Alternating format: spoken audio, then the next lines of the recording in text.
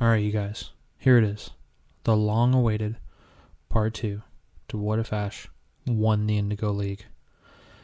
Man, I didn't know that this video was going to blow up the way it did. I didn't know it would be as popular as it is. The first week was crazy. It netted me something like almost 50 subscribers. And I think it was just that one video because it shot up to like almost 500 views in 7 days. That's big for me, considering I only have like 70 subscribers at the time of recording this. So yeah, let's get into this part 2. When we left off, Ash only had 4 gym badges after winning the Soul Badge, and Charmeleon had become more of a problem because of Ash favoring Primeape. Now we pick up with the events of Attack of the Prehistoric Pokemon. Here, everything still plays out the same until the point where Ash tells Brock and Misty to go get for help. He will stop Team Rocket. Brock chooses to go with Ash. As a result, Brock gets trapped underground with Ash. But this trade-off is James will stay above the ground. The events underground play out the same as normal until Aerodactyl attacks. All of these living prehistoric Pokemon have caught Brock's attention, as he is a rock-type trainer after all. But now, Charmeleon wants to battle, to avenge the scratch on its forehead. And Aerodactyl makes his way to capture Ash and Brock at the same time, then heads to the surface, while Charmeleon and Pikachu catch a ride back to the top. Because Brock isn't there, Jigglypuff is delayed in its song, but Charmeleon still gets mad enough at Aerodactyl, forcing it to evolve. What proceeds from here is an all-out battle between Charizard and Aerodactyl, resulting in Charizard actually winning with a seismic toss. But it does not fall back into the hole in the ground like in the original. But this isn't enough for Charizard. It wants more. Seeing this, Ash pulls out his Pokeball and tries to recall it, but it won't return, and it still wants more from Aerodactyl. Charizard goes to attack Aerodactyl, and Brock readies a Pokeball and tries to catch Aerodactyl, but Jigglypuff starts to sing at this point, and everyone falls asleep. They all fall to the ground, including Brock with the Pokeball in his hand, causing him to drop it, and it rolls to Aerodactyl, bumps into it, and captures it. Ash still rolls and finds Togepi's egg, and the episode ends. Next is the events of Bulbasaur in the Hidden Garden. I think here we have to leave Bulbasaur as is, as it never needed to evolve, and it made it very clear that it never wanted to evolve. So we'll leave Bulbasaur as a Bulbasaur.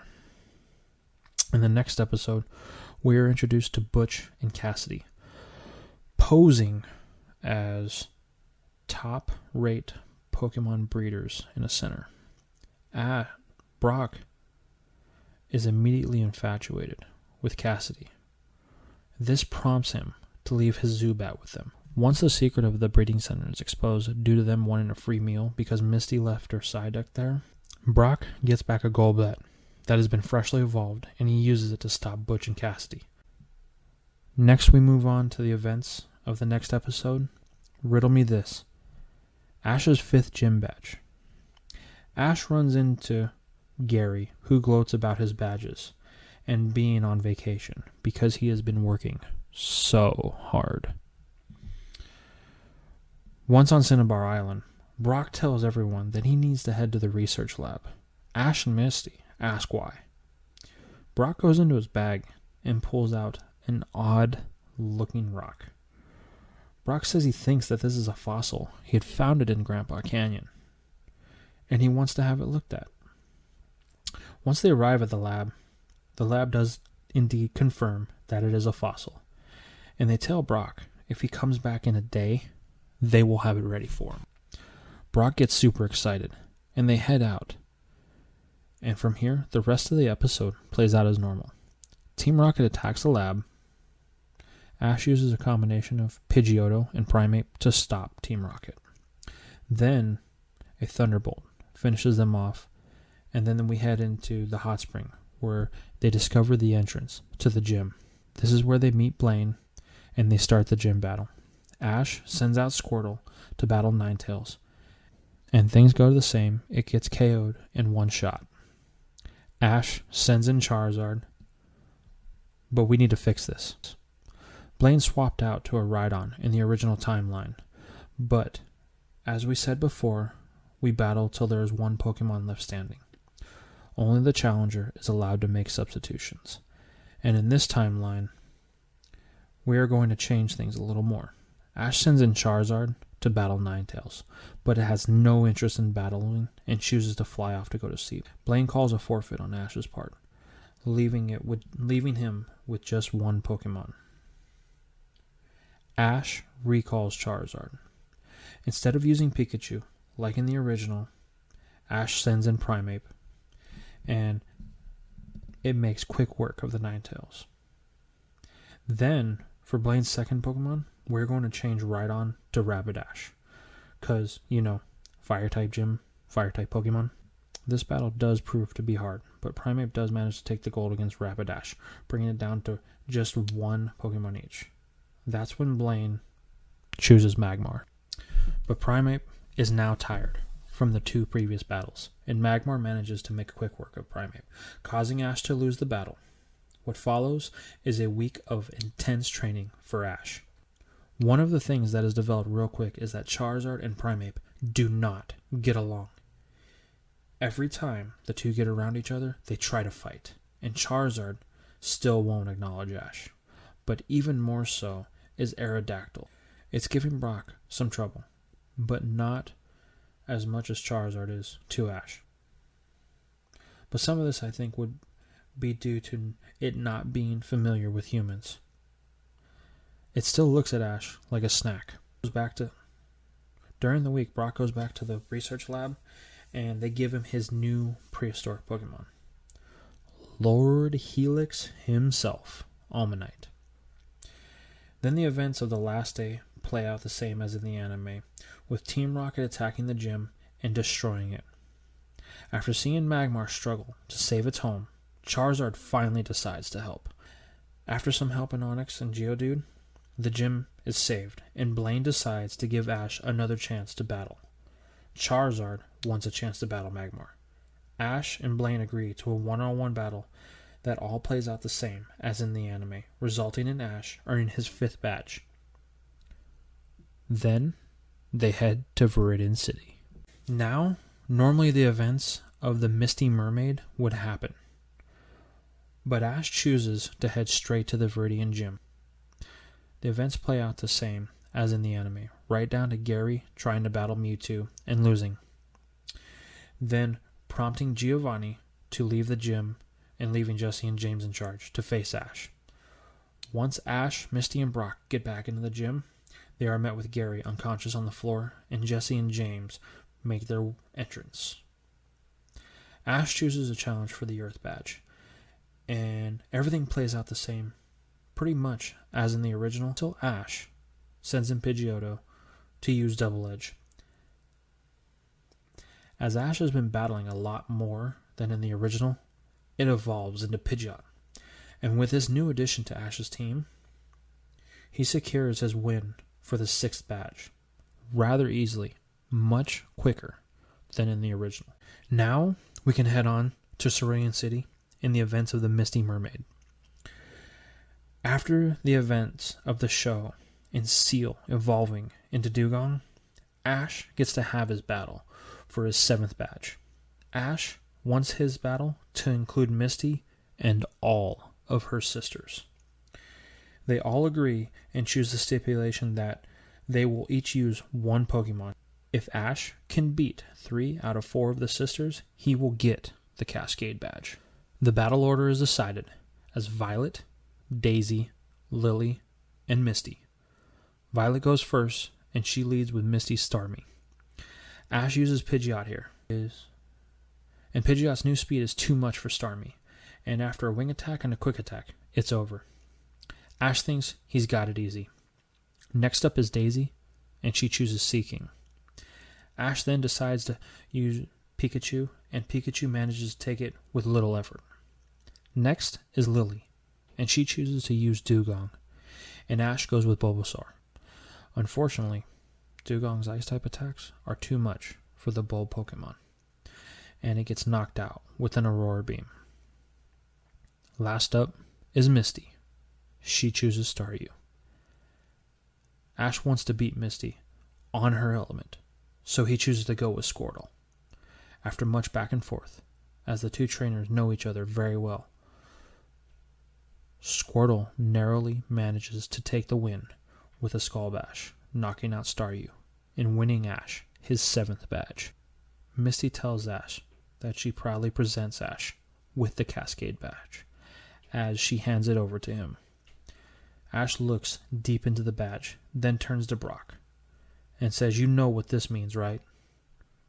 Brock just nods, and they head off to Pewter City. As Ash and the gang head back to Pewter, Brock tells Ash that he's going to go ahead. He wants to get to the gym right when he gets into the city, so that way he can see his family and get the gym ready for their battle. They will have it first thing in the morning. The next morning, Ash, Pikachu, and Misty arrive at the gym. Upon entering, they are met by Brock, his dad, and all of their siblings. And yes, Brock's mom is there too, because we are changing the timeline to match future events. Brock asks Ash if he is ready, and Ash tells him this time won't be like the last. Brock responds, "You have that right." He then proceeds to tell Ash that their battle is going to be a 6-on-6. Ash doesn't know how to respond. He wasn't planning a 6-on-6 battle. Maybe a 3-on-3, or max 4. But 6? He asks Brock if he is crazy. Brock responds, "Ash, you're going to have to battle a 6-on-6 someday at the Indigo Plateau. Why not get started with it in your very last gym battle before the Indigo League?" After thinking, Ash agrees, not thinking about Charizard. But the two get started, and Brock leads off with Vulpix, and Ash chooses Squirtle. Ash easily takes the first round, but then Squirtle is knocked out by Brock's Omanyte. Brock has really been working with it and Aerodactyl, getting them accustomed to the modern world and people. Ash then sends out Bulbasaur, which quickly takes out Omanyte. Brock then chooses to send in Golbat, which does manage to take out Bulbasaur with a wing attack. Ash then sends in Pikachu, and it does manage to cause damage to Golbat, but Brock uses Supersonic, and Pikachu can't stand it. Then Golbat uses Bite and knocks out Pikachu. Ash, a little bit flustered, then sends in Pidgeot, and it manages to use a quick attack on Golbat, and with its speed and some quick attacks, followed by wing attacks, it takes it out. Brock answers Ash's Pidgeot with Geodude. Pidgeot looks at Geodude. It wants revenge for last time that it lost to it in the first gym battle. The battle starts, and it is clear that Geodude has the advantage, but the bird Pokemon won't give up. After a tough battle, the two manage to knock each other out. Next, Brock sends out Aerodactyl. This is when Ash realizes that all he has left is Primeape and Charizard. Ash doesn't want to, but he sends in Charizard. The two Pokemon stare at each other down. Charizard just yawns and goes to lay down. Ash pleads with Charizard to come back, but it won't. Brock does not disqualify it though, thinking that maybe it'll come around. But Ash has no choice. He has to make a move, so he sends in Primeape. It puts up a valid battle. Aerodactyl and Brock are in perfect sync, and Primeape can't stand up to them. Then Aerodactyl hits Primeape with a Rock Slide at full force. Not enough to knock it out, but it was enough to get Charizard's attention, and it decides to step back in to battle Aerodactyl. After another round between the two Titans, Charizard manages to take out Aerodactyl. But then Charizard chooses to go back to sleep as soon as Brock sends in Onix. At this point, Brock does disqualify Charizard. He won't accept it twice. But this leaves Ash with just Primeape to battle. But even though it had battled hard against Aerodactyl. It does manages to take out Onyx, securing Ash his 8th and final badge. After that, the gang decides to head back to Pallet Town. On their way, they do encounter the Mr. Mime at the circus, and Ash does run into his mom there. They travel back to Pallet, and this is where our next episode will take place, during the events of Showdown at the Pokey Corral. This episode, Ash finds out that Gary is astronomically ahead of him when it comes to Pokemon and the badges that he earned. But we are also going to include a partial part of the episode, Pallet Party Panic, as well. They are throwing the party this time, though, for Gary and Ash, as they are the only two to make it back to Pallet Town with 8 or more badges. Team Rocket attacks, and Charizard stops them. Then it goes on a rampage, like in the original. But this time, Primate tries to step in to stop it. But unfortunately, it is dominated by Charizard. You see, this is the first back and forth that these two have had since Charizard evolved. And it is no contest. This hurts Primate's pride. And Gary makes fun of Ash on how he is weak because he cannot control his Charizard, and remarks that none of his Pokemon would disobey him like that. Ash then challenges Gary to a battle.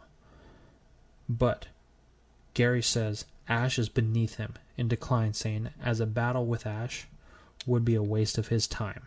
Then he leaves. Ash is so mad.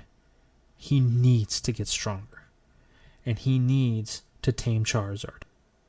Then Professor Oak comes over to Ash and notes his frustration and says he has 2 months before the Pokemon League starts. Ash asks Professor Oak what he could do in the 2 months to get stronger. Oak looks at Ash and says he thinks it would be a good idea to take a vacation. But not just any vacation. A vacation of the orange variety. Alright guys, how do you feel about part 2? This part has a lot more changes than part 1, but I think that we are headed in the right direction. Do you guys think Ash is making the strides to capture the Indigo tournament? And how about the 6-on-6 Pokemon battle with Brock? Do you think that was something that was needed? What do you guys think about Ash's vacation? Let me know in the comments below. I want to hear your thoughts. Catch you in the next. Hey everyone. I just wanted to say thank you for your support. If you like the content that I'm providing, please don't forget to subscribe. And also, don't forget to leave a like, as it really helps out with the YouTube algorithm and helps my content get to a bigger audience to help the channel grow. I will see you in the next video.